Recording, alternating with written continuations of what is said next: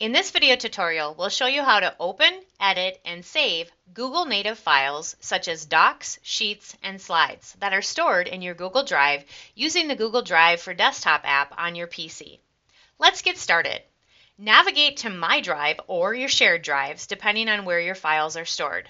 Locate the Google native file such as Google Doc, Google Sheet, or Google Slide. Double-click the file. It will open in your default web browser in a Google Workspace window. I will open a Google Sheet. Make your edits directly in the document. Google Files auto-save as you work, so there's no need to click Save. When you're done, simply close the browser tab.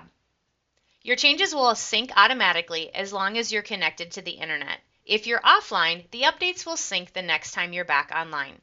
If you should have any questions or need assistance, please contact the GTS helpline at 507-933-6111 or email at helpline@gustavus.edu.